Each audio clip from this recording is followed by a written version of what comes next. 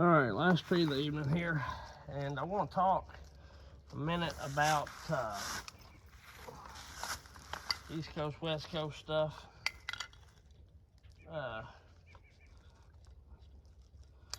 West Coast guys always wonder why we cut things the way we do or whatever, and vice versa.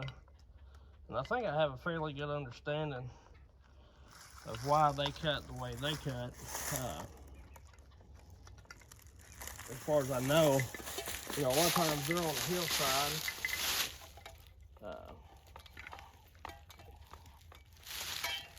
Out west, they're on pretty steep mountains, hills, whatever you want to call it. And, it's just,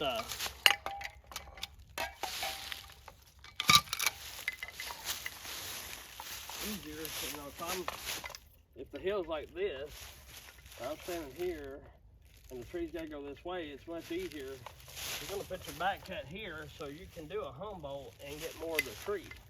And plus, when they beat the humboldt out, it slides out. They ain't gotta knock it out. Most, they gotta hit it, but they ain't gotta try to physically pull it out like a conventional cut. And their trees are more symmetrical. Where our trees, has a lot of times these big root swells. And I'm not talking every tree, and I'm not talking every instance. Some trees are worse than the others, and there's some of our trees that is not that bad. But like when I cut this tree, I'm cutting it for long. I'm gonna come in, and I'm gonna cut my notch primarily in this swell, or try to. So really, when I cut my notch, when they grade our logs, they grade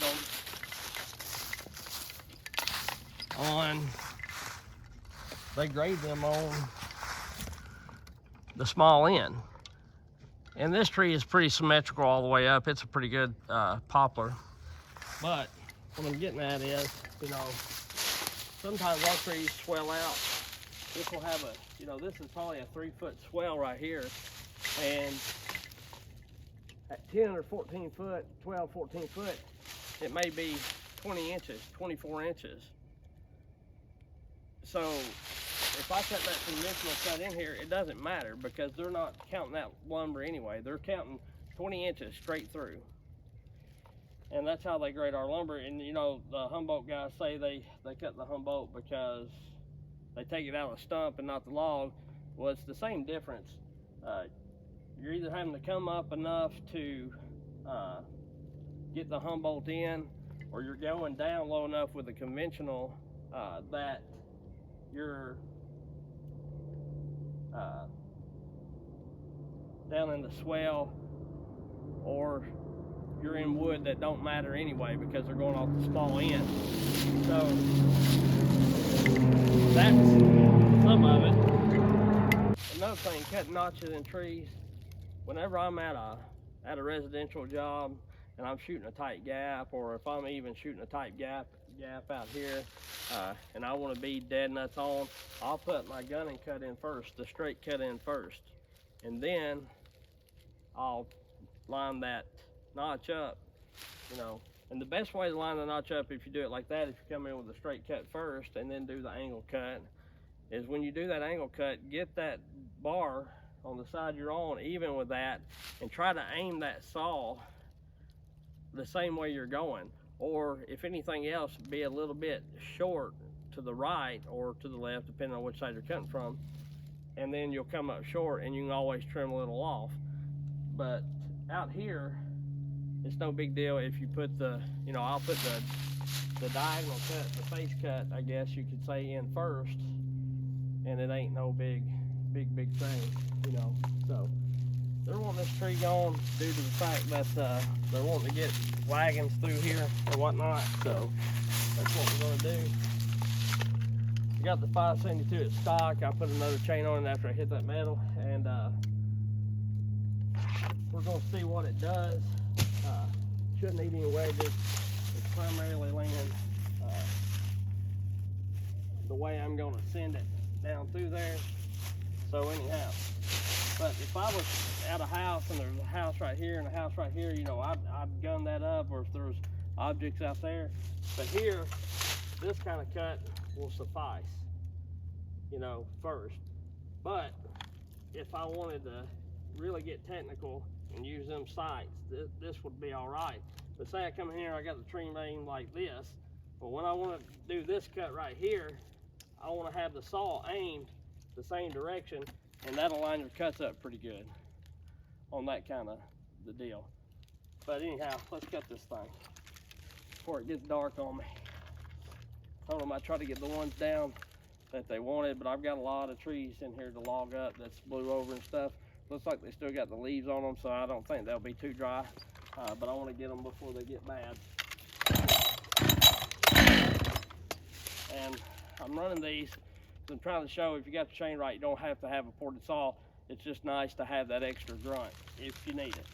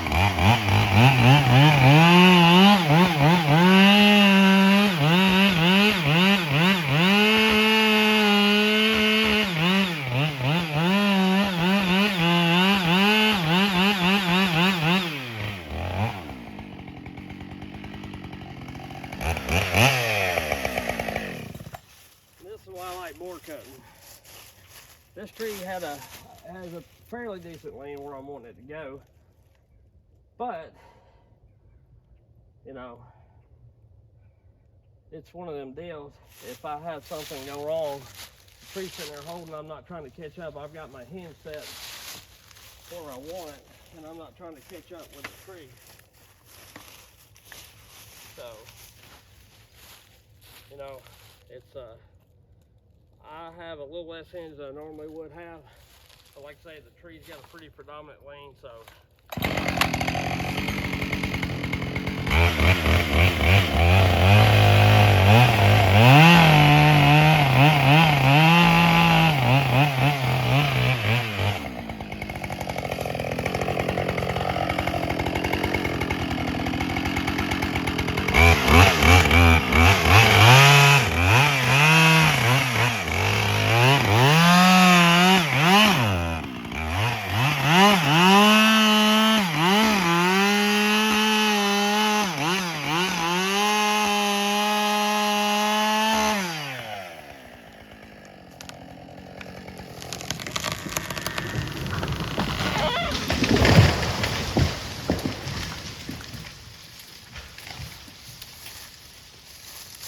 Some shit down there, but I laid it right on them other trees, trying to knock them loose there. I'll go ahead and cut them down too once I get this out of here. But I've got this one. We're gonna get rid of it yet too. I just don't know where I'm gonna send it yet, and I ain't gonna cut it right at the minute. But there's all kinds of trees down from that storm. But this is gonna make some pretty nice logs, decent logs, and it saved out. I really was trying to get a little more to the left, but this will work, honestly. Just due to the fact that it will. There's shit busting and popping everywhere. I love it. Come down that fast after coming as a tall little sucker. But I'll get this top out of here. We may try to get some of these red oaks out here because they're going to die and fall anyway. So this one's pretty rough, but that one's, there's some decent ones there, and there's one hung up way down there. I mean, but here's how I did my hinge. I come in and I cut at that angle. See how you can see my saw swooped in a little bit, swooped in a little bit. And I did that to leave less holding wood where there's more like of a post, which I wished I'd got that middle a little better. I pulled a little fiber, which typically this time of year, it's not that terrible about doing it, but it did it anyhow. So anyway, pretty good straight. Number one, looks like a number one log to me. And these other ones, I don't know what they'll grade out, but anyway, I'm gonna measure this thing up. I'll leave you on for a little bit. But you notice how I've got my raker set on the hardwood setting on the Husqvarna gauge. And I believe that's why the C83 chain is so good for these 5 Series Huskies. A guy tried to tell me that they had plenty of torque, that I was wrong. And I'm not saying they don't have any torque. He said a lot of people don't realize that just because they want to cut in their high RPMs don't mean they don't have torque. And to me, it kind of does. It's kind of like a small block, big block deal. And they make power way up high where big blocks got the grunt, you know. But I ain't trying to argue with people on the channel. But anyhow, you know, notice when I started to come around kind of fast, it was womp, womp. With a ported saw, like I like having them ported, you don't have to worry about that at all. So I got a new Husky tape, and I really dig it. It's light. It's a little lighter than the Spencer tape is, and like I say, I really dig it. That bad boy turning on feet. I don't know how tall this tree is. I don't know how long my tape measure is. Can't remember if I got the 60 footer or the what.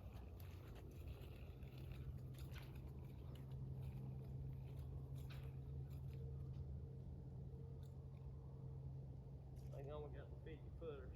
The tree's about 50 foot, so they don't take a bad swing out of it, so.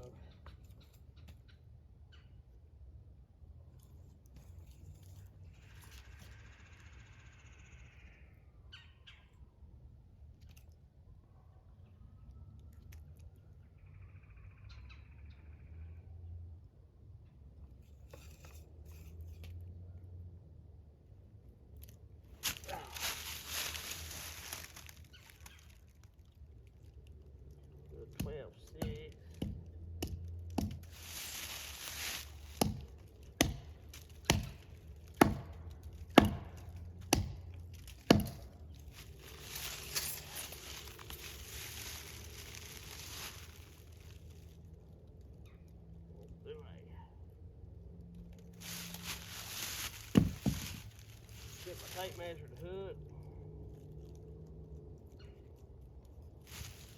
That's the thing about these hardwood trees, they ain't got that thick bark like out west. Either that or I'm just a girl and can't push it in.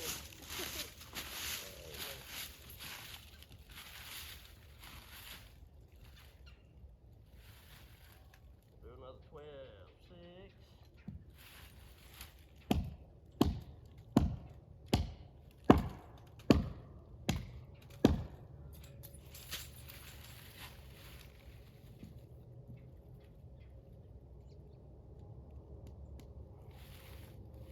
Dirty bitch.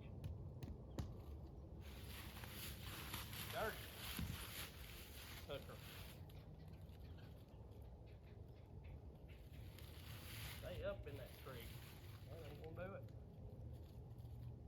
It ain't gonna do it, Paul. There she goes. Yeah, there it is.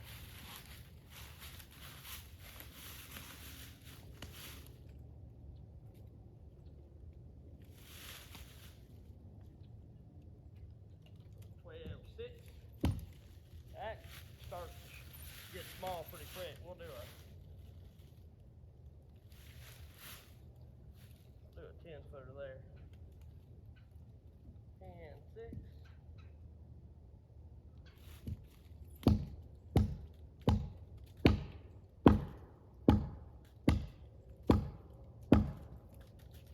I don't know if my tractor would pull on that big of a log or not, so that's why I'm gonna buck them up out here and just drag them to that flat open spot up there or something.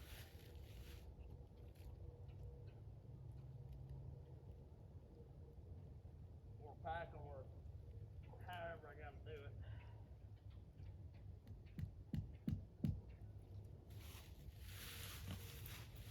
Dirty mother hump. Just stay in some bark, please. Stay in some bark, please. Stay in some bark, please. Stay in some bark, please.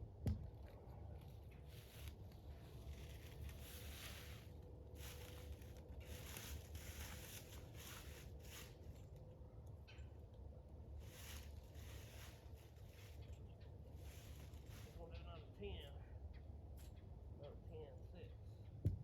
That'll be pretty good.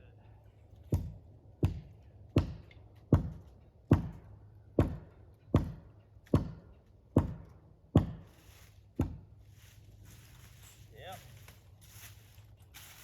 All right then.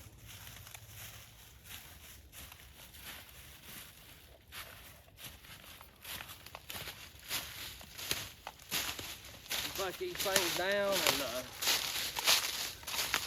I don't know if y'all can see much of that or not. Sorry I didn't get much of the tree falling, but doing the best I can do with what I got here. Should see everything about what I'm doing.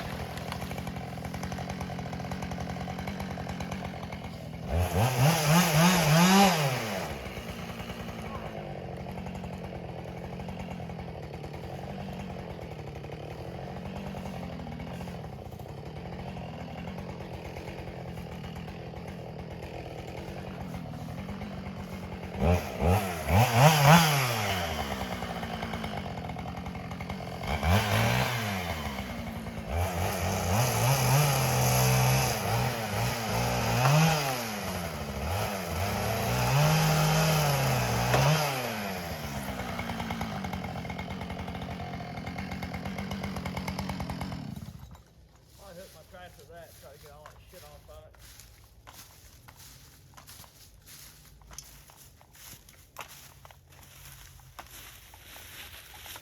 Pretty easy bucking there, so it wasn't bad. I'm gonna try to get this stump down a little bit lower for him. This chain's cutting really good, really aggressive, but just is pretty soft wood. But the problem is, y'all didn't even see half what I did out there. But the problem is, you know, like say that first cut, I was letting it do its thing, and then I pushed down on it just a little bit, and it nearly thawed out. Ported, I'd been able to pick up on that. She'd sat down, grunted, and went on through it. But yeah, it's cutting a little slower, which I don't like to have my saw just, you know, at 7,000 RPMs, but I don't like it screaming at the top at 12,000 RPMs all the time either. I like it to cut about 9,000 to 10,000 RPMs just because it, to me, it's better for the saw, so to speak. So anyway, that's my thoughts on it. And I may be wrong about that, but that's the way I feel about it.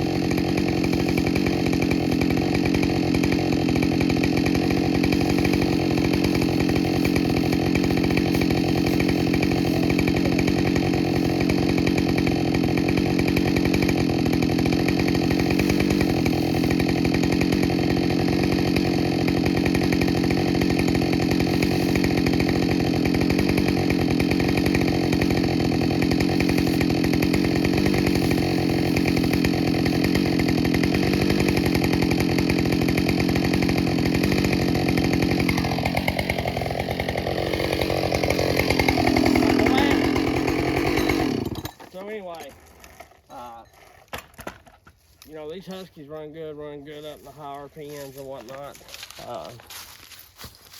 But one reason the one reason I started messing with steel, or liking steel a little better, is because, and this was before I primarily had a lot of ported saws, is that you could, I don't know how that's going to work, but you could, I just need to carry them to wherever area I'm cutting.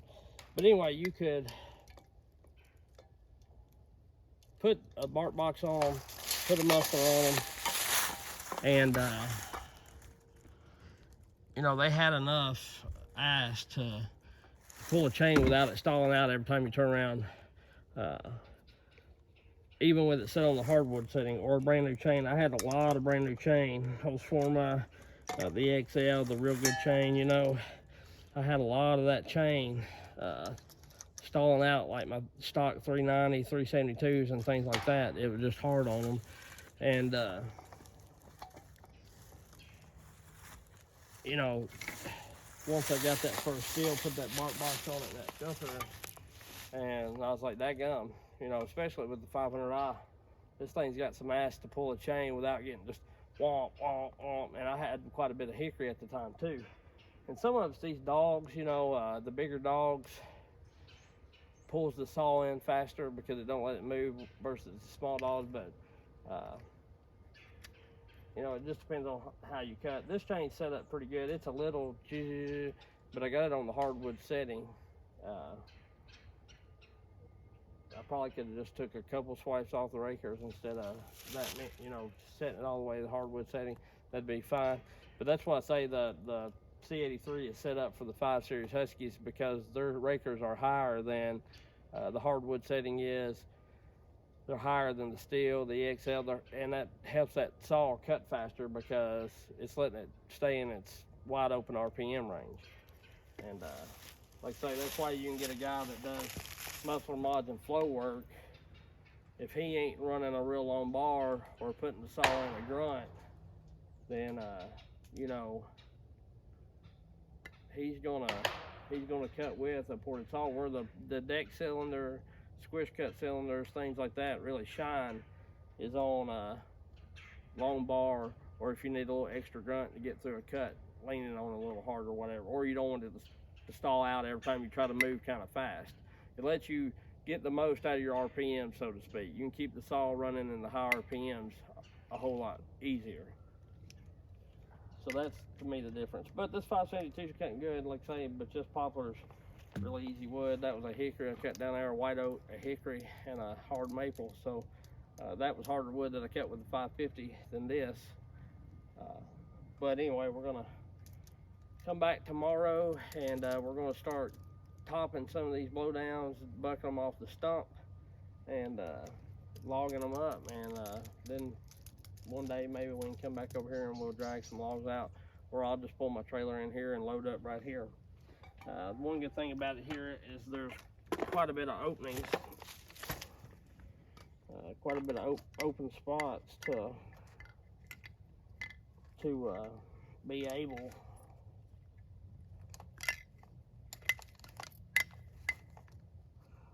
trying my damnedest to find a spot for this pin.